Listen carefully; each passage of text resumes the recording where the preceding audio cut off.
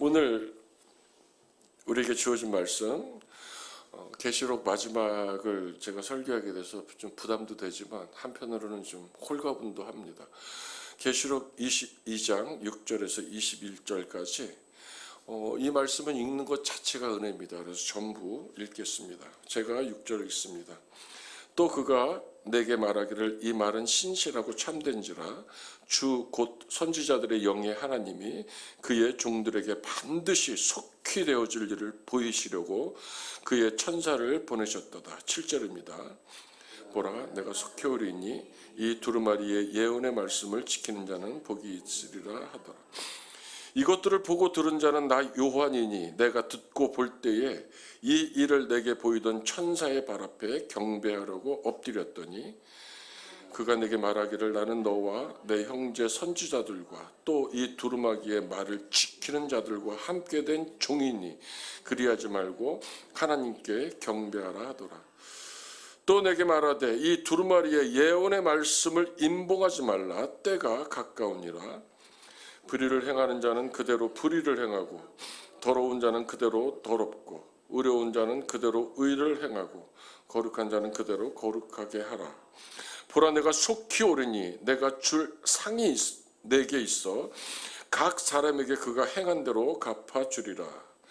나는 알파와 오메가요 처음과 마지막이요 시작과 마침이라. 자기 두루마기를 빠는 자들은 복이 있으니 이는 그들이 생명나무에 나아가며 문들을 통하여 성에 들어갈 권세를 받으려 함이로다. 개들과 점순가들과 음행하는 자들과 살인자들과 우상숭배자들과 및 거짓말을 좋아하며 지어내는 자는 다 성 밖에 있으리라. 나 예수는 교회들을 위하여 내 사자들을 보내어 이것들을 너희에게 증언하게 하였노라. 나는 다윗의 뿌리요 자손이니 곧 광명한 새벽벌이라 하시더라.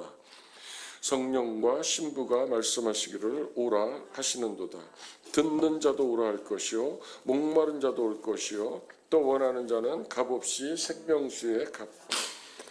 내가 이 두루마리의 예언의 말씀을 듣는 모든 사람에게 증언하노니 만일 누구든지 이것들 외에 더하면 하나님이 이 두루마리에 기록된 재앙들을 그에게 더하실 것이요 만일 누구든지 두루마리의 예언의 말씀에서 제하여 버리면 하나님이 이 두루마리에 기록된 생명나무와 및 거룩한 성의 참여함을 제하여 버리시리라. 20절 22절 다 함께 봉독합니다. 시작.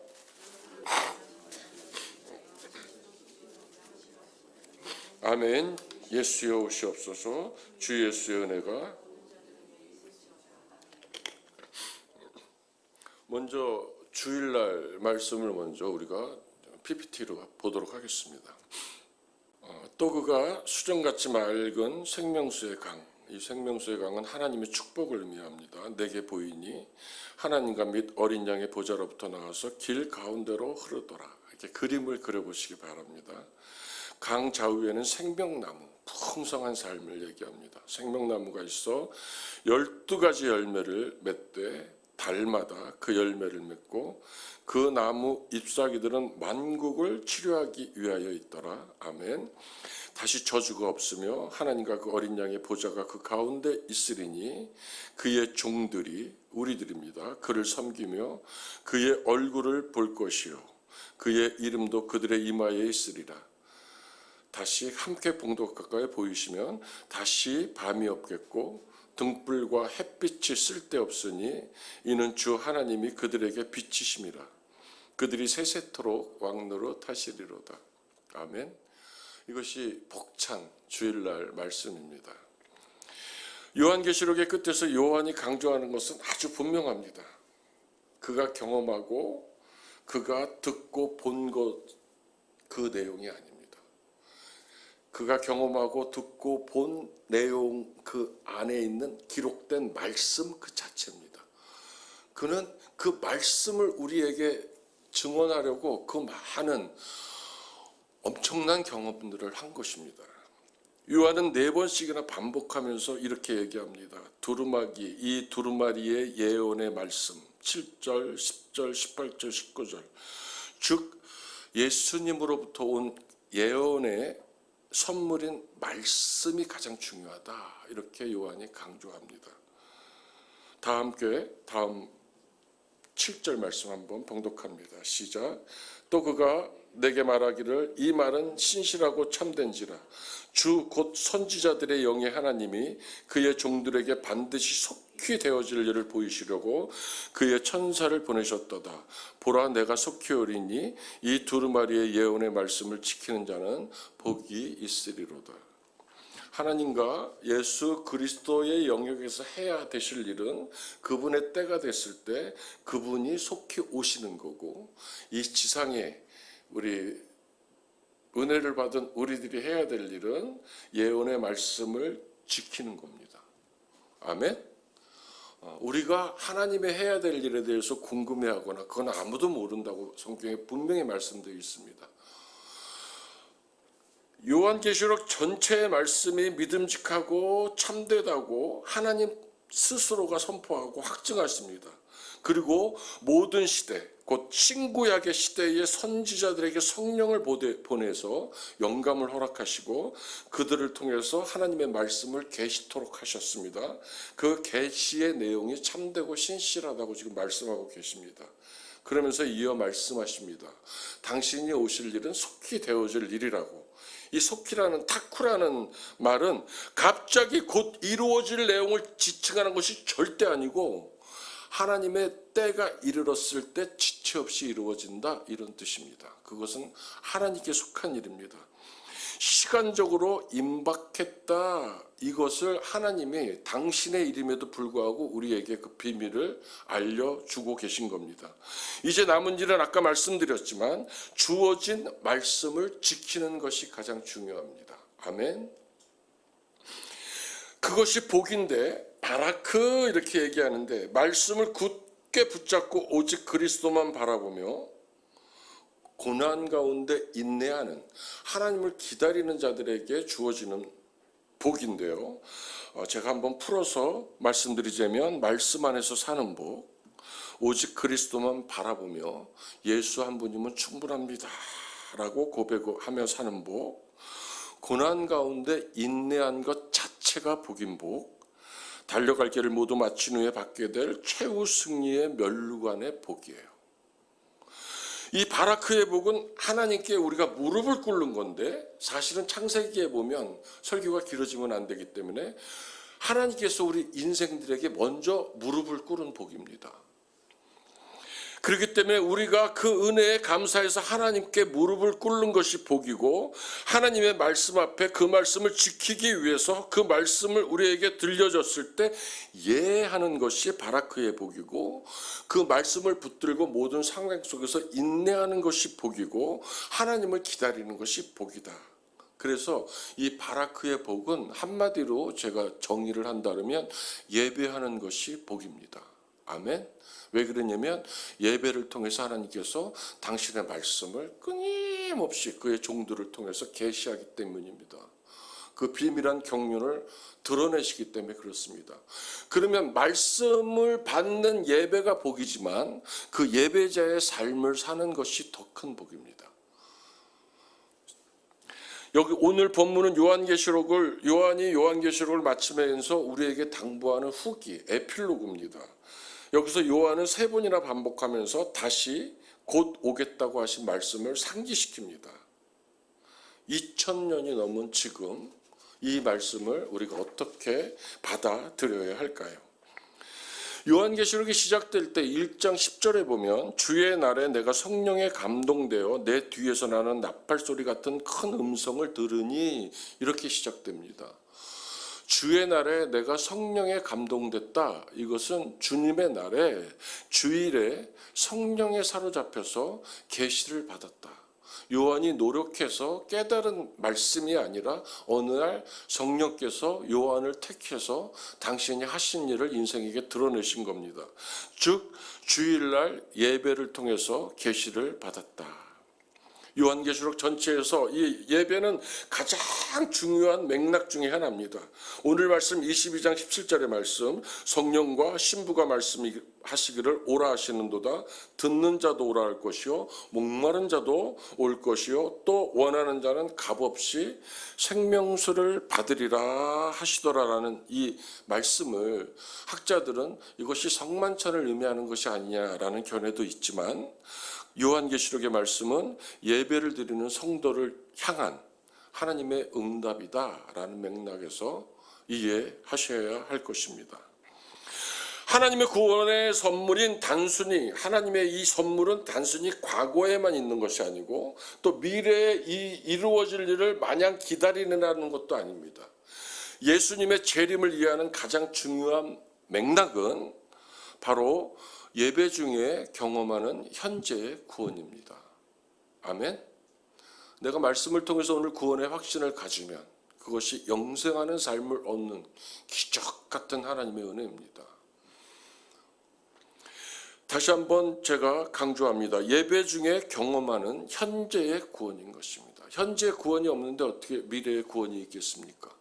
내가 이 땅에 살아가면서 구원의 확신이 없는데 어떻게 우리가 영원한 천국에 들어가서 아까 우리가 맨 처음에 읽은 것처럼 수정같이 맑은 생명수의 강이 어린 양과 하나님이 일체가 돼서 그 보좌가 나중에 빛이 돼서 나에게 그 빛으로 드러내시고 밤이 없고 고통과 고난이 없고 오직 하나님을 찬양하는 그 영광된 자리가 어떻게 있겠습니까? 예수 그리스도의 십자가상의 죽으심을 통해서 우리에게 허락된 하나님의 구원을 현재 계속해서 선포하시는 것입니다. 마라나타, 마라나타, 마라나타. 이 말은 계시록이 나오기 전에 고린도전서 16장 22절에 주여 오시옵소서라는 고백으로부터 시작됐습니다. 아멘 주 예수여 오시옵소서. 아멘 오시옵소서 주 예수여. 산자의 하나님께서 믿음 안에 살아가는 우리에게 말씀하십니다. 에베소서 4장 22절 24절 너희는 유혹의 욕심을 따라 썩어져가는 구습을 따르는 옛사람을 벗어버리고 너희는 오직 심령이 새롭게 되어 하나님을 따라 의와 진리의 거룩함으로 지으심을 받은 새 사람을 입으라. 이미 계시된 말씀을 통해서 새롭게 되어 새 사람을 입으라. 고린도 후서에는 그런즉 누구든지 그리스도 안에 있으면 새로운 피조물이라. 이전 것은 지나갔으니 보라 새 것이 되었도다. 아멘. 누구든지입니다. 14만 4천 명으로 제한된 인원이 아니라 하나님 그리스도 안에 있는 누구든지는 다 은혜로 새로운 피조물이 되는 것이고 새 것이 되는 것입니다. 요한을 통하여 우리에게 말씀하십니다. 보좌에 앉으신 이가 이르시되 보라 내가 만물을 새롭게 하노라 하시고 이르시되 이 말은 진실하고 참되니 기록하라. 무슨 얘기냐면 새롭게 되어서 우리의 마음이 심령이 새롭게 되어서 새 사람이 됐습니다. 누구든지 그리스도 안에 있고 예수를 주라 고백했으면 그 사람이 새로운 피조물이 돼서 새 것이 되었습니다. 그들을 위해서 계시록에서 우리에게 제시하고 있는 만물을 새롭게 만드시는 겁니다.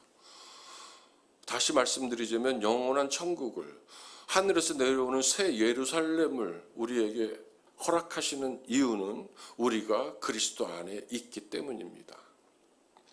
구원의 삶은 미래에 다시 오실 주님을 기억하며 현재의 삶이 하나님의 임재와 다스림으로 가득하기를 소망하는 것입니다. 요한이 당시 처했던 로마의 심한 압제뿐이 아니라 지금 우리가 현대를 살아가는 우리에게도 주님은 똑같이 요한의 입을 통해서 계속해서 말씀하시고 계신 겁니다.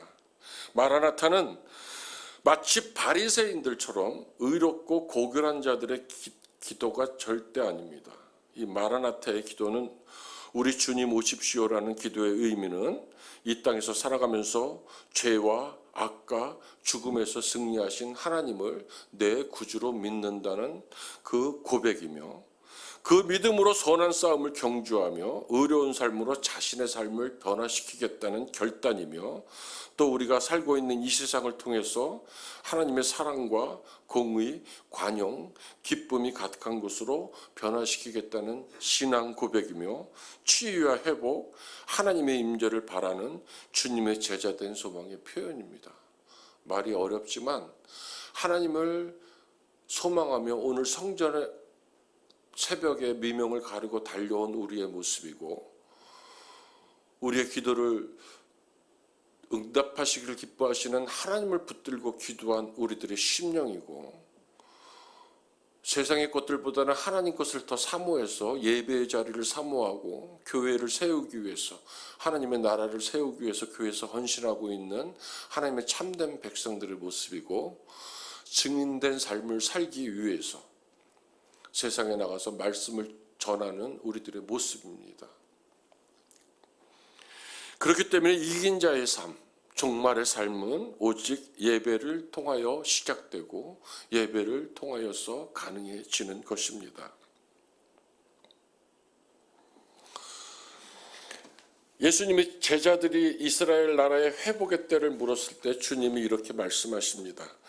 이르시되 때와 시기는 아버지께서 자기의 권한에 두셨으니 너희가 알 바 아니요 오직 성령이 너희에게 임하시면 너희고 예루살렘과 온 유다와 사마리아와 땅 끝까지 이르러 내 증인이 되리라. 다시 말씀드립니다. 주님이 재림하시는 때와 시기는 하나님의 영역입니다. 우리의 영역은 권능을 받아서 예루살렘과 온 유대와 사마리아와 땅끝까지 이르러서 증인된 삶을 사는 것입니다. 그것이 하나님께서 우리에게 원하는 것입니다. 바라크의 복을 우리가 누리며 사는 겁니다. 또 이렇게 말씀하십니다. 이르되 갈릴리 사람들아 어찌하여 서서 하늘을 쳐다보냐. 너희 가운데서 하늘로 올려지시니 예수는 하늘로 가심 본 그대로 오시리라 하였느니라. 주님의 마음을 요한이 전합니다. 또 내게 말하되 이 두루마기의 예언의 말씀을 임봉하지 말라. 때가 가까우니라. 우리를 통하여서 더 많은 사람들이 그리스도를 영접하고 구원의 길을 걷게 하시기를 원하십니다. 적 그리스도와 그를 따르는 미혹된 자들이 그 흔적조차 찾을 수 없이 패할 때 그 재림의 때가 가까워졌습니다. 그 종말의 때를 살아가는 구원받은 성도들에게 함께할 영혼을 찾아 자신을 내어주는 삶을 살아야 한다고 명령하십니다. 어린 양을 따르라는 그 영생하는 삶을 살라는 간곡한 부탁의 말씀인 것입니다. 예수께서도 살아계실 때, 죽음이 임박했을 때 이렇게 얘기합니다. 사랑하는 제자 베드로를 보고 세 번째 이르시되 요한의 아들 시몬아 내가 나를 사랑하냐? 세 번씩 물어봅니다. 맨 처음에는 겁 없이 내가 주님을 사랑하는지 주께서 아시지 않습니까? 라고 얘기했던 것을 나중에는 겸손하게 내가 주님을 사랑하는지 주께서 아실 것입니다. 이렇게 고백합니다. 더 이상 회개의 기회를 얻지 못할 사람이라고 우리가 교회 밖에 있는 사람들을 판단할 수 있을까요? 이미 심판 밖에서 심판과 상관없이 영원한 생명을 누리고 이미 누리고 있는 그 하나님이 재림했을 때 그 완전한 성취를 누리실 그 성취를 이미 우리가 누리고 있지 않습니까? 그 누리는 새 사람들이라고 말씀드렸습니다. 우리는 성령과 신부가 말씀하시기를 오라 하시노도다. 듣는 자도 오라 할 것이요 목마른 자도 오라 할 것이요 또 원하는 자는 값없이 생명수를 받으리라 하시더라. 그 말씀에 순종해서 하나님께 인침을 받은 백성으로 살아가는 인생들입니다. 이제 우리가 해야 될 일은 요한처럼 요한을 통하여 이 말씀을 예배를 통하여 매일 확증하고 그 말씀을 증언하는 삶을 사는 겁니다. 간단하게 예를 들어보겠습니다. 제가 제 처한테 내가 미국에 가서 공부도 좀 하고 돈을 많이 벌어올 테니까 나를 2년 있다 보자. 그랬으면 우리 처는 열심히 두 아들을 건사하면서 열심히 삶을 살면 그것이 제 아내의 삶일 것입니다. 근데 그걸 제쳐두고 공항에 와서 매일같이 공항에 와서 우리 신랑 언제 오냐고 노래를 부르고 신랑이 오기를 사모합니다라고 울고 통곡을 하면 그거는 제 처의 모습이 아닐 겁니다. 아멘.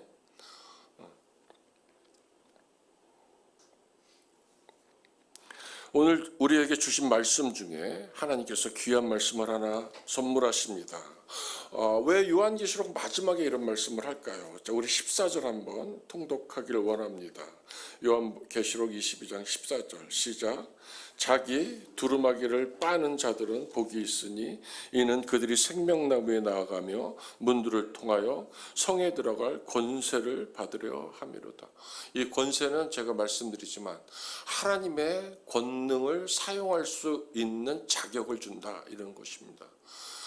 예수께서도 승천하시기 전에 오직 성령이 너희에게 임하면 너희가 권능을 받고 또 당신이 하셨던 일보다 우리가 더 큰 일을 하신다고 선포하셨습니다. 그 권능입니다.